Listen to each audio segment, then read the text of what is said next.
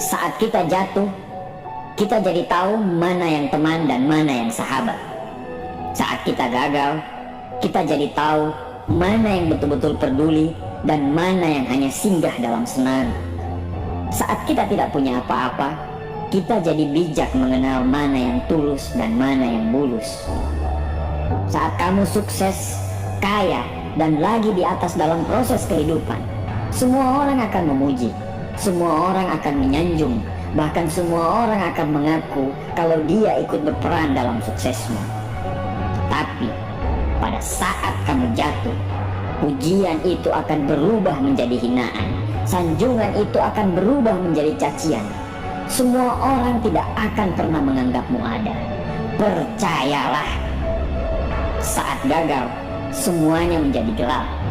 Kamu akan ditinggalkan dan kamu seperti ilalang kering di padang tandus. Tapi saat gagal itulah Tuhan akan menunjukkan siapa yang setia dan siapa yang tidak setia. Kawan, saat-saat gagal itulah pilihan kita cuma ada dua: meratapi kegagalan dan membiarkan semuanya menjadi kalah, atau kamu bangkit dan menjadikan kegagalan itu sebagai acuan untuk bangkit dan terus bangkit. Menangislah sekeras mungkin, berteriaklah selantang mungkin. Tidak apa-apa. Tidak ada manusia hebat di dunia ini yang tidak pernah menangis dan berteriak karena gagal. Menangis dan berteriak saat gagal bukan karena kita lemah. Kita hanya manusia biasa. Kita bukan malaikat. Tumpahkan semua kesedihanmu dalam setiap doa-doamu. Berdoalah, jangan meminta supaya semua masalah menjadi ringan, tapi berdoalah dan mintalah agar pundak kita kuat untuk memikul semua masalah yang kita hadapi.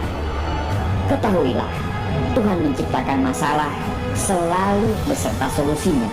Tapi setelah itu, kamu harus bangkit. Kamu harus jauh lebih hebat daripada sebelumnya. Kegagalan adalah guru terbaik yang akan mengajarkan kita untuk bangkit kembali dan mengetahui hal mana yang perlu kita hindari di kemudian hari.